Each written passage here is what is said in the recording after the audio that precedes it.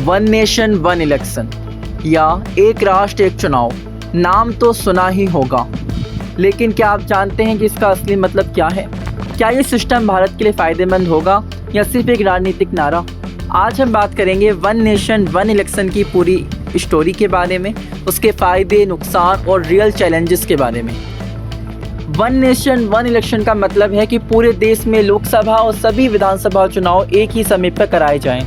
इस विचार को पहली बार 1983 में लॉ कमीशन ने सुझाया था और फिर 1999 में दोबारा इस पर चर्चा हुई, लेकिन 2014 के बाद से, खास करके 2024 के बाद से इस पर राजनीतिक बहस तेज हो गई है। क्या आप जानते हैं कि 1951 से 1967 तक भारत में लोकसभा और विधानसभा चुनाव एक साथ हुआ करते थे, लेकिन सरकारों के गिरने और बीच में चुनाव होने की वजह से ये साइकिल टूट गया। अब बात करते हैं इसके फ़ायदों के बारे में। सबसे बड़ा फ़ायदा भारी खर्च की बचत। हर चुनाव में हज़ारों करोड़ रुपए खर्च होते हैं, अगर सभी चुनाव एक साथ हों तो पैसे और समय दोनों की बचत होगी। दूसरा फ़ायदा, सरकार के काम में रुकावट कम होगी, क्योंकि बार बार आदर्श आचार संहिता यानी कोड ऑफ कंडक्ट लगने से नीति निर्माण प्रभावित होता है। चुनाव आयोग के आंकड़ों के मुताबिक सिर्फ 2024 के लोकसभा चुनाव में 60,000 करोड़ रुपए से ज़्यादा का खर्चा हुआ था। अब सोचिए, अगर हर साल अलग अलग राज्यों में चुनाव होते हैं तो कितना खर्चा होता होगा। जब आचार संहिता लागू हो जाती है तो नई योजनाएं, उद्घाटन, ट्रांसफ़र सब कुछ रुक जाता है। अगर एक साथ चुनाव हो तो पॉलिसी की कंसिस्टेंसी बनी रहती है, लेकिन इस मॉडल के सामने कुछ चुनौतियां भी हैं।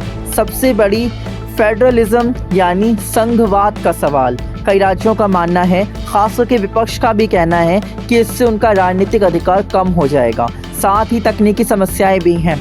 लाखों ईवीएम की ज़रूरत और सुरक्षा बलों की भारी तैनाती की भी आवश्यकता होगी। इस सिस्टम को लागू करने के लिए संविधान में बदलाव करना पड़ेगा, जैसे आर्टिकल 83, आर्टिकल 85, आर्टिकल 172 और आर्टिकल 174 में संशोधन की ज़रूरत होगी। क्या एक साथ चुनाव होने से क्षेत्रीय मुद्दे दब जाएंगे? क्या इससे राष्ट्रीय पार्टियों को फ़ायदा होगा? क्या वोटर की समझ भ्रमित हो सकती है? ये सभी महत्वपूर्ण सवाल हैं। एक राष्ट्र एक चुनाव विचार तो मजबूत है, लेकिन इसे लागू करना आसान नहीं है।